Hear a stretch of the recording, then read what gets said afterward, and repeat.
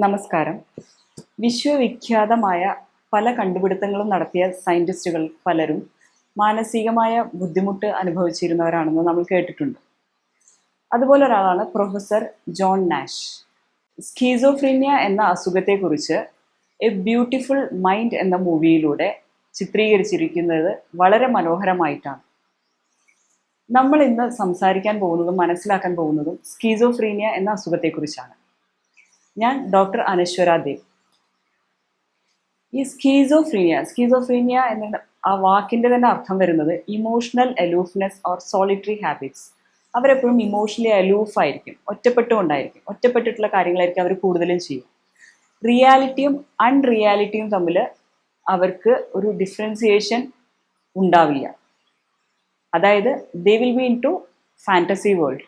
അവർ വിചാരിക്കുന്ന fantasy world fixed false beliefs, അവർ തെറ്റായ പല ധാരണകളും അത് റിയൽ ആണെന്ന് വിചാരിച്ച് അത് പക്ഷേ റിയാലിറ്റി അല്ല, ശരിക്കും അത് റിയൽ ആണെന്ന് വിചാരിച്ചിട്ട് ജീവിക്കുകയാണ്. ഇത് മേജർ സൈക്കോസിസിൽ ഉൾപ്പെടുന്ന ഒരു വിഭാഗമാണ്. മൈനർ സൈക്കോസിസ് എന്ന് പറഞ്ഞാൽ ഡിപ്രഷൻ, ആങ്സൈറ്റി ഒക്കെ മൈനർ സൈക്കോസിസാണ്. മേജർ സൈക്കോസിസിൽ പെടുന്നതാണ് സ്കിസോഫ്രീനിയ, ബൈപോളാർ ഡിസോർഡർ ഒക്കെ.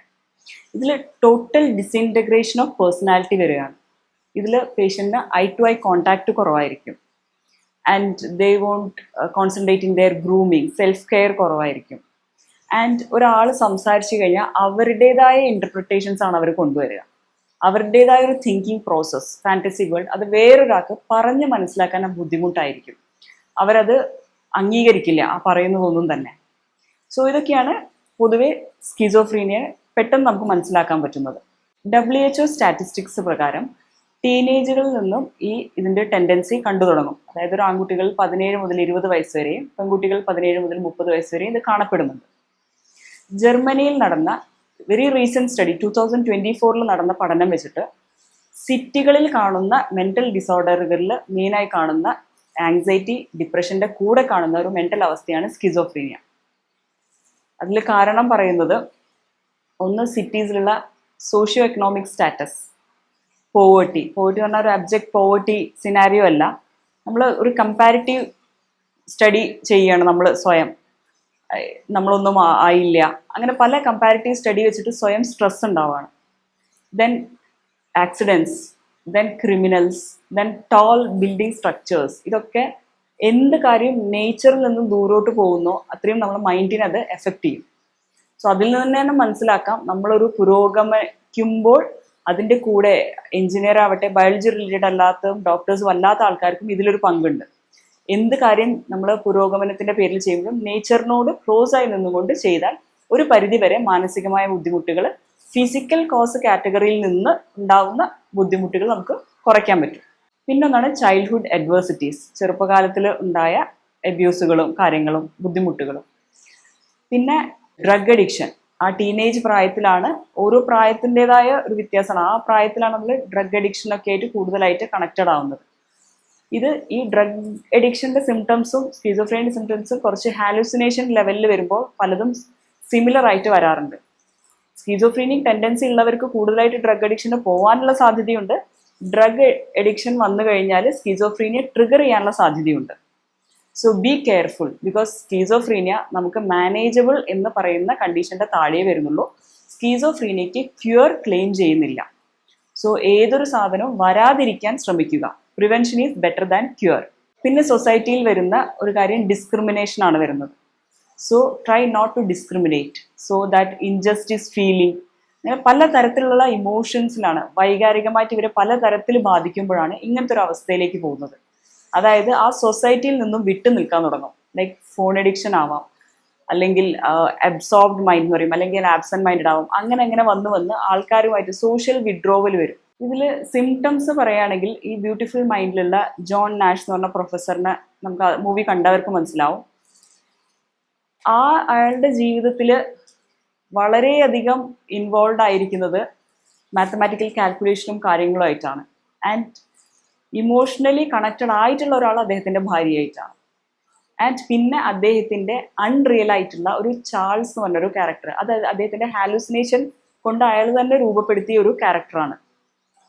ഓക്കെ, ഇതേപോലെ തന്നെ ഇപ്പോൾ മലയാളം മൂവി എടുക്കുകയാണെങ്കിൽ അതിരൻ മൂവി, ഈ അതിരൻ മൂവി ഞാൻ എങ്ങനെയാണ് കാണുന്നത് വെച്ചാൽ, ഞാൻ ഒരിക്കലും കോഴിക്കോടേക്ക് ട്രെയിൻ വെയിറ്റ് ചെയ്ത് നിൽക്കുമ്പോൾ ഈ അതിരൻ മൂവി എടുത്ത് രണ്ടുപേര് സംസാരിക്കുന്നത് കേട്ടു. വേറെ ഏതോ മൂവി ഇറങ്ങിയ കാരണം ഈ അതിരൻ മൂവി അധികം ശ്രദ്ധിക്കപ്പെട്ടില്ല എന്ന് പറഞ്ഞു.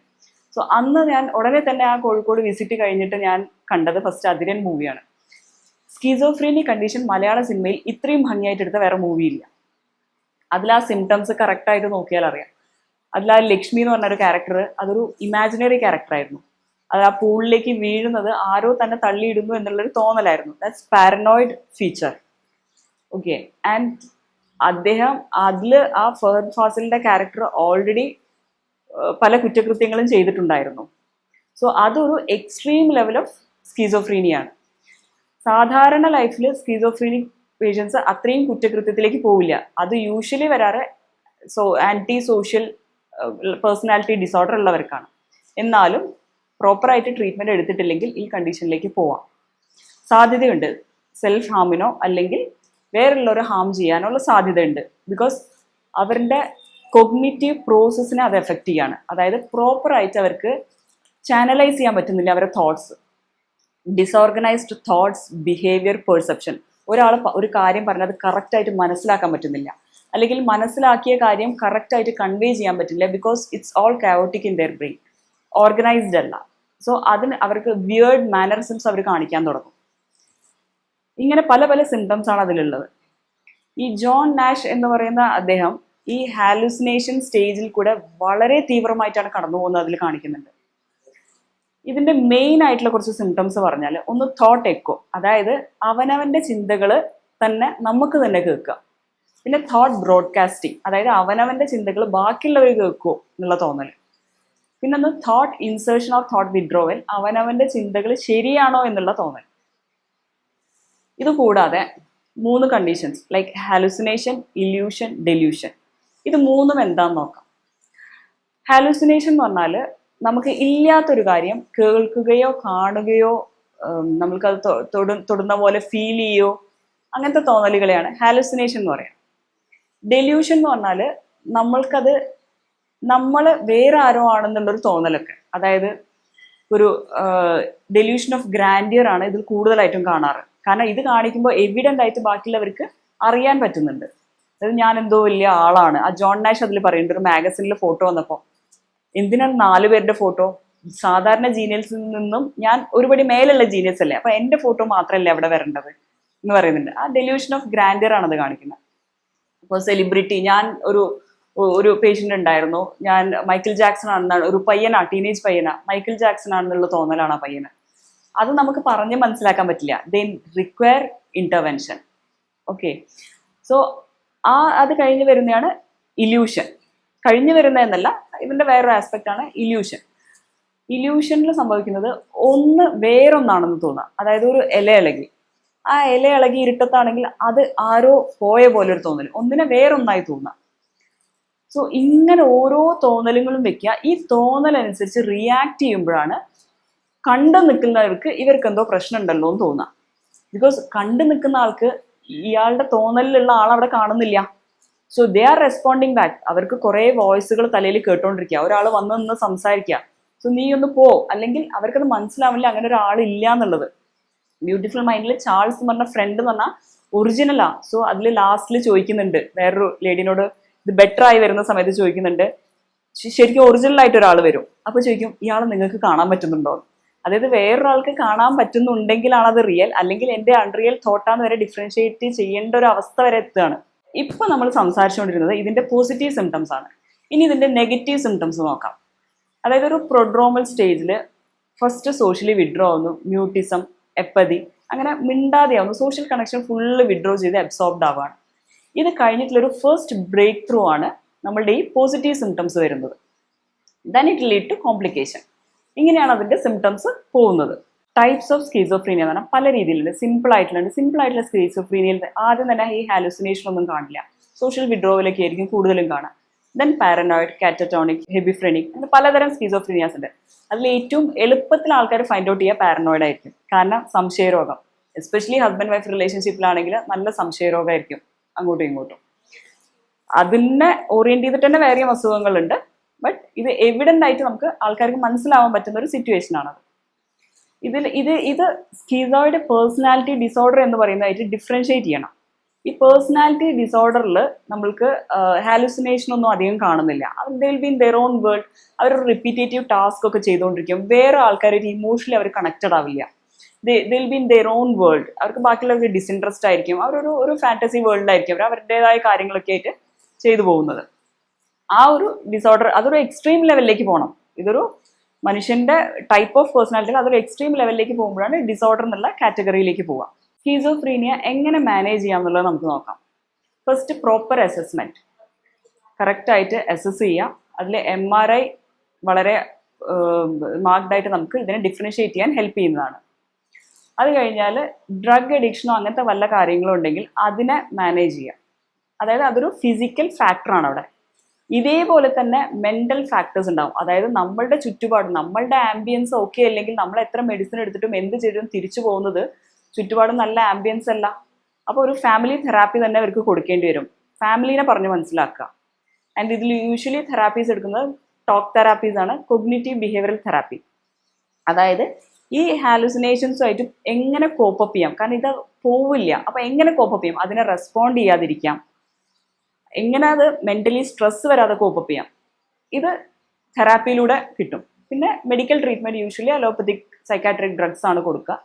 ഇതല്ലാതെ നമുക്ക് കൂടുതലായിട്ട് എന്ത് ചെയ്യാൻ പറ്റും എന്ന് ചോദിച്ചാൽ ആയുഷ് സിസ്റ്റം വളരെയധികം സിംറ്റമാറ്റിക് ട്രീറ്റ്മെന്റ് കൊടുത്തിട്ട് പല സിംറ്റത്തിനെയും നമുക്ക് വളരെയധികം ഒരു റിലാക്സേഷൻ ലെവലിലേക്ക് കൊണ്ടുവരാൻ പറ്റും. എന്ന് വിചാരിച്ചിട്ട് ഈ ഹോമിയോപ്പതി അതിൽ വളരെയധികം നല്ല മെഡിസിൻസ് നമുക്ക് ഈ ഹാലുസിനേഷൻസ് ഇങ്ങനത്തെ പല കാര്യങ്ങളിലും വളരെയധികം എഫക്റ്റീവാണ്. നമ്മളൊരു മെന്റൽ കാംനെസ് ഫസ്റ്റ് തന്നെ അവർക്ക് അനുഭവപ്പെടാൻ പറ്റും. പക്ഷേ പല പേഷ്യൻസ് എന്ത് വിചാരിക്കും വെച്ചാൽ എന്നാൽ പിന്നെ ഇനി ഞങ്ങൾക്ക് ഹോമിയോപ്പതി മതി എന്ന് പറഞ്ഞിട്ട് അലോപ്പതി പെട്ടെന്ന് അങ്ങോട്ട് നിർത്തിക്കളയും. അങ്ങനെ നിർത്താൻ പാടില്ല. നമ്മൾക്ക് അതിൽ ചെയ്യാൻ പറ്റുന്നത് ഒരു എക്സ്ട്രീം ലെവലിലുള്ള ഒരു കണ്ടീഷനൊക്കെ എന്തിനും നല്ലത് ഒരു ഇൻ്റഗ്രേറ്റഡ് മോഡലാണ്. സോ അത് കഴിച്ചിട്ടുള്ള എഫക്റ്റ് എന്താണോ അത് അവിടെ ഇരിക്കട്ടെ. അത് കഴിഞ്ഞിട്ട് നമ്മൾ ഹോമിയോപ്പതിക് മെഡിസിൻ കൂടെ കഴിച്ച് ഇതിനെ കുറച്ച് റെഡ്യൂസ് ചെയ്ത് നമുക്കൊരു ഡെയിലി ലിവിങ് പോസിബിൾ ആക്കുക എന്നുള്ളതാണ്. അതിൽ എക്സസൈസുകൾ പറയാം, യോഗ വെരി എഫക്റ്റീവ്. അത് ഡിപ്രഷൻ ആയിക്കോട്ടെ, any mental illness, yoga is very effective. നമ്മളുടെ മെഡിസിൻ്റെ കൂടെ എക്സസൈസുകളിൽ ഏറ്റവും നല്ല എഫക്റ്റീവ് ആയിട്ടുള്ള ഒരു കാര്യം. അതിൽ എയറോബിക് എക്സസൈസ് ഇവർക്ക് നല്ലതാണ്. പിന്നൊന്ന് ഒക്യുപ്പേഷണൽ തെറാപ്പിയാണ്. ഇപ്പം നമ്മൾ ഈ ഒരു നോബൽ പ്രൈസ് ഒക്കെ കിട്ടിയ കാരണം അദ്ദേഹത്തിന് മനസ്സിലായി ഇങ്ങനത്തെ ഒരു സ്കീസോഫ്രീനിയ കണ്ടീഷൻ ഉണ്ടെന്ന് മനസ്സിലായി. He was having A very good family support. Wife അത്രയും സപ്പോർട്ട് ചെയ്തിട്ടുണ്ട്. പക്ഷെ അതിലൊരു കാര്യമുണ്ട്, നമ്മൾ കൂടുള്ള ആൾക്കാർ നമ്മൾക്ക് ട്രീറ്റ്മെന്റ് വേണം എന്ന് പറയുമ്പോൾ നമ്മൾ ഈ ഡോക്ടറെ അടുത്തേക്ക് പോകാൻ പറ്റണം. അതുകൊണ്ടാണ് അദ്ദേഹത്തിന് നല്ലൊരു ലൈഫ് ലീഡ് ചെയ്യാൻ പറ്റിയത്, അല്ലേ? നമ്മളത് ആരെയും വിശ്വസിക്കാതെ ആര് പറഞ്ഞാലും കേൾക്കാതെ എനിക്കൊരു കുഴപ്പമില്ല എന്ന് പറഞ്ഞു കഴിഞ്ഞാൽ നമുക്കവിടെ ഓപ്ഷൻസ് കുറവാണ് അവരെ ബെറ്റർമെന്റിലേക്ക് കൊണ്ടുവരാൻ. യൂഷ്വലി സ്കീസോഫ്രീനിക് കണ്ടീഷൻസ് അവർ വിചാരിക്കുന്നത് ദേ ആർ റൈറ്റ് എന്നാണ്. ഫാമിലിയാണ് അവരുടെ യൂഷ്വലി ക്ലിനിക്കിലേക്ക് കൊണ്ടുവരാറ്. സോ നമ്മൾക്ക് എന്തെങ്കിലും ബുദ്ധിമുട്ട് തോന്നും, അല്ലെങ്കിൽ നമുക്കിനി തോന്നിയില്ലെങ്കിലും വേറൊരാൾ നമുക്ക് എന്തൊരു ബുദ്ധിമുട്ടുണ്ട് എന്ന് തോന്നിയാൽ നമ്മളുടെ വെൽവിഷർ ആണ് പറയുന്നതെങ്കിൽ അവരെ ഒന്ന് വിശ്വസിച്ചിട്ട് ഡോക്ടറിൻ്റെ അടുത്ത് സമീപിക്കുക. സോ നിങ്ങൾക്ക് എത്രയോ ഒരു ബെറ്റർ ലൈഫ് ലീഡ് ചെയ്യാൻ പറ്റും. ഇതിൽ തന്നെ എങ്ങനെ ഒരു ഒക്യുപ്പേഷണൽ തെറാപ്പി കൊടുക്കാം. ഒക്യുപ്പേഷണൽ തെറാപ്പി എന്ന് പറഞ്ഞാൽ ഇപ്പോൾ ഒരു ജോൺ നാഷ് പറഞ്ഞ ഒരു ഹൈ IQ ലെവലുള്ള കാരണം അദ്ദേഹത്തിന് നോബൽ പ്രൈസ് കിട്ടാവുന്ന അത്രയും അദ്ദേഹത്തിന് വർക്ക് ചെയ്യാൻ പറ്റി. ഒരു ഡിലേഡ് ആയി മെഡിസിൻ അതിൽ പറയുന്നുണ്ട്, മെഡിസിൻസ് കഴിച്ച കാരണം വർക്ക് ചെയ്യാൻ പറ്റില്ല. മെഡിസിൻസിന് അതിൻ്റെതായ സൈഡ് എഫക്ട്സ് ഉണ്ടാവും സൈക്കാട്രിക് ഡ്രഗിന്. പക്ഷെ അത് കഴിച്ച കാരണം എന്താ വെച്ചാൽ ഡിലേഡ് ആണെങ്കിലും അദ്ദേഹത്തിന് ചെയ്ത് എത്തിക്കാൻ പറ്റി.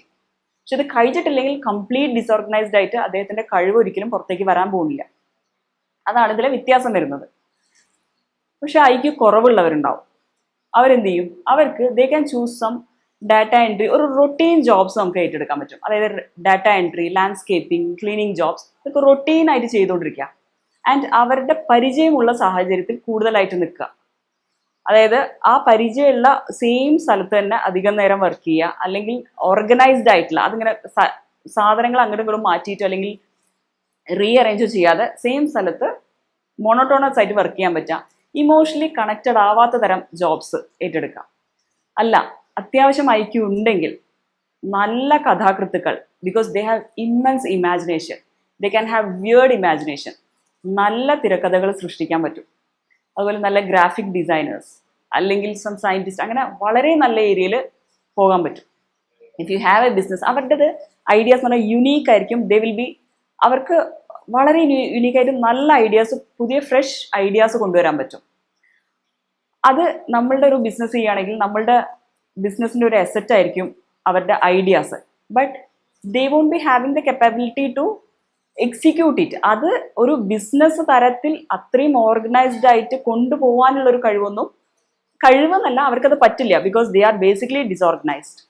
പക്ഷെ അങ്ങനെ ഒരു സ്കിസോയിഡ് ടെയിൻറ്റ് ഉള്ള ഒരാൾ നമ്മളുടെ ഫേമിലുണ്ടെങ്കിൽ നമ്മളുടെ ഇമാജിനേഷൻസും പുതിയ ഐഡിയാസും നമുക്ക് വർക്ക്ഔട്ട് ചെയ്ത് നോക്കാം, whether it's feasible or not feasible. അങ്ങനെ അവർക്കും നല്ലൊരു ലൈഫ് ഉണ്ടാവും, ബാക്കി ജോബ് കൊടുക്കുന്ന ആൾക്കും നല്ലൊരു ലൈഫ് ഉണ്ടാവും. സോ ഒരു കൺക്ലൂഷൻ പറയുകയാണെങ്കിൽ, നമ്മളിപ്പോൾ നോക്കിയാൽ ഈ ലോകത്തിലെ ഏറ്റവും അധികം ഒരു കാലഘട്ടത്തിൽ കവർന്ന് കഴിച്ച ഒരു അസുഖമാണ് leprosy. That is chronic infectious disease ആണത്. ആ ഒരു കാലഘട്ടം കഴിഞ്ഞ് പിന്നെ കുറേ കാലഘട്ടത്തിൽ acute infectious disease, small pox പോലുള്ള അസുഖങ്ങളായിരുന്നു മനുഷ്യനെ കവർന്നെടുത്തിരുന്നത്. അത് കഴിഞ്ഞിട്ടുള്ള കാലഘട്ടം വന്നപ്പോൾ എന്തുപറ്റി, ഈ ഇൻഫെക്ഷനൊക്കെ ട്രിഗർ ചെയ്തിട്ട് ക്രോണിക് ഡിസീസുകളാണ് കൂടുതലായിട്ട് വരുന്നത്. WHO സ്റ്റാറ്റിസ്റ്റിക്സ് പ്രകാരം 71% ബുദ്ധിമുട്ടുകൾ അല്ലെങ്കിൽ അതുകൊണ്ട് ഇല്ലാതാവുന്നത്, ഈ ലോകത്ത് നിന്ന് ഇല്ലാതാക്കാൻ അത്രയും കേപ്പബിൾ ആണ് ഈ ക്രോണിക് ഡിസീസുകൾ എന്ന് പറയുന്നത്. അതിൻ്റെതായ ഒരു രീതിയുണ്ട്. അത് നമ്മൾ ഇൻ്റർവെൻഷൻ കൊടുത്തിട്ടില്ലെങ്കിൽ അത് തനിയെ മാറുന്നൊരു അസുഖമല്ല. പിന്നെ ഒരു കാര്യമുണ്ട്, പലപ്പോഴും പറയും മൈൻഡിന് എന്തെങ്കിലും ബുദ്ധിമുട്ട് വരുമ്പോൾ എല്ലാവരും വിചാരിക്കും എനിക്കത് സ്വന്തം വിചാരിച്ച് മാറ്റാം എന്നുള്ള. വിൽ പവർ, പ്രത്യേകിച്ച് വിൽ പവർ, സ്വയം വിൽ പവർ ഒക്കെ ഉള്ളവർ വിചാരിച്ച് അങ്ങോട്ട് മാറ്റാം. C, when you are clinically diagnosed, നിങ്ങൾക്ക് വിചാരിച്ച് മാറ്റാൻ പറ്റുന്ന ഒരു സാധ്യത അവിടെ കുറഞ്ഞു. അത് നിങ്ങൾക്ക് ഹെൽപ്പ് ചെയ്യാവുന്നേ ഉള്ളൂ. It's an add on. നിങ്ങളുടെ വിൽ പവർ ഇതിൻ്റെ ഒരു ആഡ് ഓൺ മാത്രമായിരിക്കും. കാരണം വിൽ പവറും നല്ല ഐക്യു ഒക്കെ ഉണ്ടെങ്കിൽ ആഡ് ഓൺ ആണ്. ഇപ്പോൾ ഹോമിയോപ്പതി മെഡിസിൻസ് ഒക്കെ കഴിക്കുമ്പോൾ ഈ വിൽ പവർ കൂട്ടാനും ഐക്യു കൂട്ടാനും അങ്ങനെ പല ആസ്പെക്റ്റിൽ അത് ഹെൽപ്പ് ചെയ്യുന്നുണ്ട്. ആഡ് ഓൺ ആണ്. സോ അങ്ങനെ ഒരു പാസ്റ്റ് കുറേ ഡീക്കേഡ്സിൽ ഇത് കൂടുതലായിട്ട് സിറ്റീസിലും എല്ലാതെയും മെൻ്റൽ അസുഖങ്ങൾ കാണുന്നുണ്ട്. ഇത് പണ്ടും ഉണ്ടായിരുന്നു. അത് പലപ്പോഴും എന്താ പറ്റുന്നത് വെച്ചാൽ ഈ സോഷ്യൽ സ്റ്റിഗ്മ കാരണം അവൻ ഭയങ്കര ദേഷ്യക്കാരനാ. സി, ദേഷ്യം എല്ലാവരിലുള്ള വികാര, അതിനങ്ങനെ ജെൻഡർ ഒന്നുമില്ല. ആണുങ്ങൾക്ക് ദേഷ്യം, സ്ത്രീകൾക്ക് ദേഷ്യം, അങ്ങനെയില്ല. ബേസിക് ആയിട്ടുള്ള വികാരമാണ് ദേഷ്യം എന്ന് പറയുന്നത്. പക്ഷേ ഇപ്പൊ ഡിപ്രഷനിൽ എങ്ങനെയാ ഒരു വിഷമത്തിൽ നിന്ന് വിഷാദത്തിലേക്ക് പോകുന്നത്, അതേപോലെ ഒരു ദേഷ്യം നോർമൽ ആയിട്ടുള്ള സാഹചര്യത്തിൽ ഉണ്ടാവുന്ന ദേഷ്യത്തിനേക്കാളും കൂടുതൽ ലോങ് ലാസ്റ്റ് ചെയ്യുന്ന ദേഷ്യം, എന്തിനും ഏതിനും ദേഷ്യം, ഇത് ട്രീറ്റ്മെന്റ് കൊണ്ട് മാത്രമേ മാറ്റാൻ പറ്റുള്ളൂ. ഇറ്റ് റിക്വയർസ് ഇന്റർവെൻഷൻ എന്ന് പറഞ്ഞാൽ ഓൾവേസ് മെഡിസിനല്ല. ഇനീഷ്യലി ഒരു മൈൽഡ് ലെവലാണെങ്കിൽ നമ്മൾക്ക് ചിലപ്പോൾ മോട്ടിവേഷണൽ സ്പീച്ചോ അല്ലെങ്കിൽ സം ഹോബീസ്, ഇതൊക്കെ അല്ലെങ്കിലും വേണം. മെഡിസിൻ എടുക്കുന്നുണ്ടെങ്കിലും കൂടെ വേണ്ട കാര്യങ്ങളാണ് ഇതൊക്കെ. നല്ല ജീവിത സാഹചര്യം, നല്ല ജീവിത ശൈലി, ഇത് രണ്ടും എന്തായാലും വേണം. അതിൻ്റെ കൂടെ ഇത് അൺകൺട്രോളബിൾ ആണെങ്കിൽ, ബാക്കിയുള്ളവർ പറയുന്നുണ്ടെങ്കിൽ അതിന് മെഡിക്കൽ ട്രീറ്റ്മെൻറ്റ് തന്നെ ആവശ്യമാണ്. ഇതിന് ഓൾവേസ് മെഡിസിൻ്റെ സൈഡ് എഫക്ട്സ് പേടിച്ചിരിക്കരുത്. ആയുഷ് സിസ്റ്റത്തിൽ വളരെ കുറവാണ് side effects. Homeopathy is a very safe and effective medicine. So നിങ്ങൾക്കോ അല്ലെങ്കിൽ നിങ്ങളുടെ ബന്ധുക്കൾക്കോ പരിചയക്കാർക്കോ ആർക്കെങ്കിലും ഈ സിംറ്റംസ് നിങ്ങൾക്ക് തോന്നുകയാണെങ്കിൽ അധികം വൈകാതെ തന്നെ ഒരു ഡോക്ടറെ കാണിക്കുക. Because cure is most easier or management is most easier when it's in the prodromal stage. എത്രയും സിവിയർ ആവുന്നോ അത്രയും ബുദ്ധിമുട്ടും ട്രബിൾസും ആയിരിക്കും ക്യൂർ. Okay, thank you.